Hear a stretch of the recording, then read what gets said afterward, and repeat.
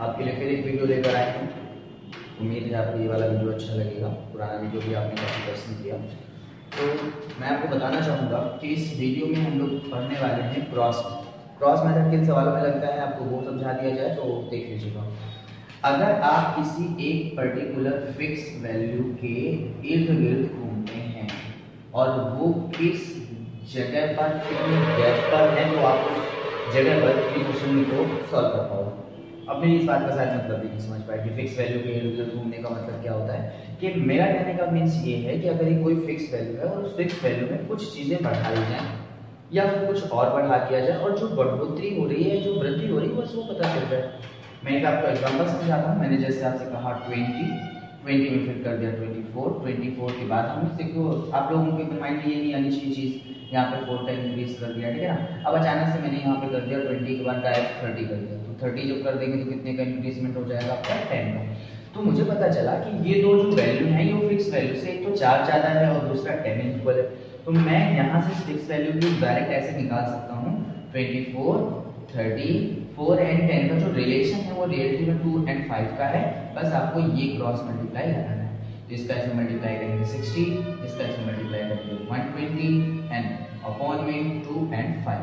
अब यहाँ पे जो मैंने चीजें ब्लैंक की जगह खाली छोड़ दी है, आपको इसमें क्या ध्यान देना है, आपको इसमें ये ध्यान देना है कि जो आपको वैल्यू दी गई है वो उस फिक्स वैल्यू के एक ही तरफ है या दोनों तरफ है। अगर आपको लगे कि वो एक तरफ है तो आप सबट्रैक्ट का साइन लगा दीजिएगा। आपको लगे कि वो दोनों तरफ है तो आप वहाँ पे पॉजिटिव का साइन लगा दीजिएगा। फिलहाल हमारी फिक्स वैल्यू मिल गई है, ऊपर 60 आ जाएगा, नीचे 3 आ जाएगा, देन आंसर कितना आएगा 20। और यही देखिए मेरी फिक्स वैल्यू थी और इसी पर हम डिपेंड होकर बहुत सारे क्वेश्चन आपके सामने लेकर आने वाले हैं। तो देखिए पहला, चलिए इसी सीरीज को आगे बढ़ाते हैं। देखिए क्वेश्चन देखते हैं। आपके सामने क्वेश्चन लिखा हुआ है कि किसी वस्तु को 570 रुपये में बेचने पर जो लाभ होता है उतना ही नुकसान उसे 430 रुपये में बेचकर होता है, तो वस्तु का क्रय मूल्य बताइए। मैं से हर चैप्टर से थोड़े थोड़े क्वेश्चन बनाऊंगा जहाँ जहाँ पे ये चीज़ फॉलो हो जाती है और चीज़ें चैप्टर हम लोग सीक्वेंस में भी पढ़ेंगे। हम केवल इंपॉर्टेंट पार्ट जो आपके अभी हाल में पेपर लगे हुए हैं उनके पॉइंट ऑफ व्यू से देखते चलिए। तो चलिए देखते हैं। तो मैंने आपसे कहा कि मैं आपको एक वस्तु बेच रहा हूँ 570 रुपये में और दूसरी वस्तु बेच रहा हूँ 430 रुपये में, ठीक है ना। ये दोनों चीज़ें, ठीक है। अब मुझे पता है कि जब मैं 570 रुपये में किसी चीज़ को बेचूंगा तो मुझे जो प्रॉफिट हुआ है तो उस स्थिति में मेरा कॉस्ट प्राइस इससे छोटा होगा, ओके ना। क्योंकि जो भी इंक्रीजमेंट डिक्रीजमेंट, यानी आप देखेंगे ये सवाल को देखकर आप ये कहेंगे कि वो चीज़ यहाँ कैसे फॉलो हो सकती है। तो देखिए कॉस्ट प्राइस एक फिक्स वैल्यू होती है जिस पर कोई चीज़ इंक्रीज यानी बढ़ती है तो आपको लाभ होता है और वो सेलेक्ट प्राइस हो जाता है। उसके बाद कोई चीज़ घटती है तो नुकसान होता है और फिर भी आपको एक सेलेक्ट प्राइस होता है। तो यही स्थिति यहाँ पर है। अब देख रहे हैं कि कॉस्ट प्राइस एक फिक्स वैल्यू है जिसके अकॉर्डिंग चीज़ें में चेंजमेंट आ रहा है। तो वही चीज़ में आपको चेंजमेंट, वो जो फिक्स वैल्यू आपकी कॉस्ट प्राइस है वो यहाँ पे निकाली जाएगी। तो कहता है इसको जब बेचते हैं तो यहाँ पर लाभ होता है और इसको जब बेचते हैं तो यहाँ पर हानि होती है। अगर इस स्थिति में हम लोग यहाँ पे बात करते हैं तो मुझे इनमें क्या रिलेशन दिया है। मुझे कहता है कि जितना लाभ होता है, मान सपोज मैंने एक का लाभ बोला, मैंने रिलेशन लेना था, आप दो भी ले सकते हो, मर्जी आपकी है। तो हमने कहा सपोज हमें एक का लाभ हुआ तो एक का ही नुकसान हो रहा है, ये स्टेटमेंट ये बोल रहा है उतना ही लाभ, ठीक है ना। तो हम लोग यहाँ पे क्रॉस मल्टीप्लाई करते हैं ये चीज़ और हमने कहा कॉस्ट प्राइस फाइंड आउट करते हैं हम लोग। इसका मल्टीप्लाई में क्या तो 570, इसका मल्टीप्लाई में क्या तो 430 अपॉन में 1 एंड 1। अभी मैंने आपको बताया था ये जगह सिर्फ इसलिए खाली छोड़ी जाती है ताकि हम यहाँ पे पॉजिटिव और नेगेटिव कुछ समझ सकें। तो गौर से देखिए मेरा कॉस्ट प्राइस एक से छोटा होगा दूसरे से बड़ा होगा, तो मैं कह सकता हूँ कि वो जो भी कॉस्ट प्राइस होगा वो इनके बीच में आएगा, इसीलिए फिर हमने यहाँ पे पॉजिटिव का साइन लगाया। और जैसे हम पॉजिटिव का साइन लगाएंगे, जैसे हम पॉजिटिव का साइन लगाएंगे तो ऊपर जो हमारा एडिशन है वो आपका आ जाएगा 1000 बाय में 2। सॉल्व करेंगे तो 500 मेरा आपका आंसर हो जाएगा। आप खुद ही चेक कर लीजिए। जब 500 की चीज़ को आप 570 सेल करोगे तो आपको 70 का प्रॉफिट होगा और 430 में अगर सेल करते हो 70 का लॉस होगा। तो आपको वही चीज़ हो गया और ये क्वेश्चन भी आपका सॉल्व। छोटे छोटे क्वेश्चन ले रहे हैं, अभी इसके बाद बड़े क्वेश्चन भी लेंगे, देख लीजिए इस चीज़ को। चलिए इसी सीरीज में आपका हम दूसरा क्वेश्चन देखते हैं। दूसरा क्वेश्चन क्या है गौर से देखिएगा। और सबसे बड़ी बात तो ये आपका 21 फरवरी 2018 के मेंस में आया हुआ क्वेश्चन है और इस पिछले साल का क्वेश्चन है, तो इसके बारे में देखेंगे कैसे किया जा रहा है। तो हमने सबसे पहले आपसे बोला कि आपने इसे 46,000 रुपए में, आपने एक स्कूटर है, फिर से सवाल को पढ़ के बता देता हूँ। एक पुराने 2 पहिया वाहन के विक्रेता ने 46,000 रुपए में एक स्कूटर बेच दिया, ठीक है ना, स्कूटर को लिखना भूल गया हूँ। कहता उसे कुछ हानि हुई, यदि वह स्कूटर को 58,000 रुपए में बेच देता तो जो लाभ था उसकी हानि का 2 गुना होता, तो वस्तु का कॉस्ट प्राइस बताए। चलो विक्रेता ने स्कूटर को, विक्रेता ने यहाँ पे स्कूटर लिखा हुआ था, ठीक है, स्कूटर वो 46,000 रुपए में बेचा, ठीक है। तो पहले उसने 46,000 रुपए में बेच दिया, तो उसको जो हुआ है कुछ ना कुछ हानि हो गई उसे, कोई हानि हो गई उसको। अब दूसरी बार क्या हुआ है कि उसने, अगर वो कंडीशन बोल रहा है कि अगर 58,000 रुपए में बेचता तो उसको लाभ होता, और वो जो लाभ था ना वो हानि का 2 गुना होता। ये लिखना, लिखा हुआ लाभ उसकी हानि का 2 गुना होता, तो अगर हानि 1 हुई तो ये 2 लाभ होता।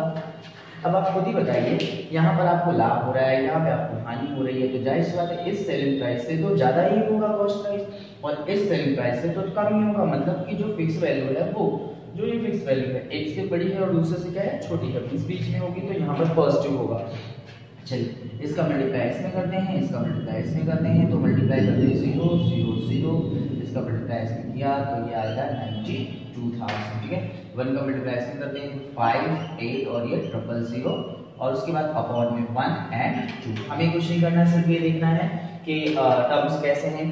तो हमने देखा कि ये जो वैल्यू बीच में आ रही थी, मतलब ये दोनों तरफ था, इसलिए पॉजिटिव लगा दिया। और हाँ, आप एक चीज तरीके से और भी याद रख सकते हैं, थोड़ा सा गलत लैंग्वेज है, सकल अलग अलग हो सकते, जैसे कि यहाँ पे हानि और ये लाभ हो, अगर ये टर्म्स अलग अलग है तो आप जोड़ दीजिए, अगर आपको लगता है ये टर्म्स एक जैसे तो घटा दीजिए, इससे आपको परेशानी नहीं होगी। सॉल्व करते हैं, जैसे हम सॉल्व करेंगे तो सॉल्व करते हैं तो ऊपर आता है 0 0 0, और ये हो जाएगा आपका कितना 10, और ये 15 हो जाएगा, अपॉन में कितना आ जाएगा 3, तो वैल्यू आ जाएगी कितनी बेटा 50,000, मतलब उस जो स्कूटर की कॉस्ट प्राइस थी वो 50,000 थी। एक बार रीचेक करते हैं आंसर में, ऐसा तो नहीं कि हम आपको बेवकूफ बना रहे हैं। तो 550,000 रुपए की चीज है और 46,000 रुपए बेचोगे तो आपको 4,000 का नुकसान होगा। अब यहाँ पर आप बेच रहे हो तो आपको 8,000 का मुनाफा हुआ। तो देखिए जरा 4,000 8,000 के रिगार्डिंग क्या उसी रिलेशन में है जिस रिलेशन में दिया है, ऑफ कोर्स है, दैट मींस ये आंसर होगा। चलिए इसी सीरीज में तीसरा क्वेश्चन देखते हैं। तो कहता है 540 रुपए में, ठीक है ना, एक वस्तु को बेचने पर प्राप्त लाभ, मतलब 540 रुपए में किसी वस्तु को बेचते हो तो एक प्रॉफिट होता है। उस वस्तु को 370 रुपए में बेचने पर, जो कि 370 रुपए में बेचने पर जो नुकसान होता है वो बराबर, मतलब इस बात कह रहे हैं कि प्रॉफिट एंड लॉस आपस में क्या है, इक्वल है। कहता है अगर वस्तु का विक्रय मूल्य 910 रुपए है तो उसका लाभ प्रतिशत क्या होगा। तो चेक करते हैं, पहले कॉस्ट प्राइस निकाल लेते हैं, फिर लाभ परसेंट निकालेंगे। चेक करते हैं यहाँ पे क्वेश्चन क्या होगा। देखिए बहुत नॉर्मल सी चीज है, आप अगर 540 रुपए में क्या करते हो, किसी चीज को सेल करते हो तो आपको लाभ होता है, ठीक है। और उसके बाद क्या होता है कि आप उसे 370 रुपए में अगर सेल करते हो तो आपको हानि होती है। तो ये हो गई आपकी दो चीजें, ठीक है ना। और उन्होंने लाभ और हानि का रिलेशन आपस में बराबर दिया है और आपको अच्छे से पता है, दोनों ही टर्म्स अलग अलग हैं, इसलिए यहाँ पर एडिशन का, तो इसका मल्टीप्लिकेशन तो ये 370 आ गया, और उसके बाद यहाँ पे 540 आ गया, और फिर अपॉन में बेटा 1 एंड 1 आ गया। पता है टर्म्स अलग अलग है इसलिए पॉजिटिव लगा दिया। अगर इस हिसाब से देखा जाए तो आपका जो कॉस्ट प्राइस है वो आएगा 0 1 5, और ये हो जाएगा आपका 9, और अपॉन में कितना हो जाएगा 2।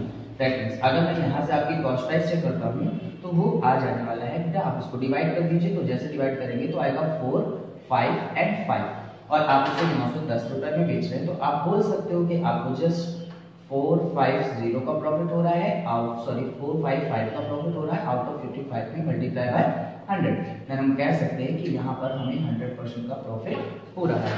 100% का प्रॉफिट कैसे हो रहा है, देख लीजिए हमारी जो कॉस्ट प्राइस निकल के आई वो 910 लेकर आई है, ठीक है। और 455 रुपए की चीज को 910 रुपए में, मतलब जितने रुपए की कॉस्ट प्राइस थी आपको उतने प्रॉफिट हो रहा है। इसका मतलब है कि दोनों चीजें आपस में क्या है, बराबर। दैट मींस कि अगर प्रॉफिट जो है कॉस्ट प्राइस के बराबर है तो जाहिर सी बात है कॉस्ट प्राइस अपने आप में 100% होता है, तो आप बता सकते हो कि 100% का प्रॉफिट है, ठीक है।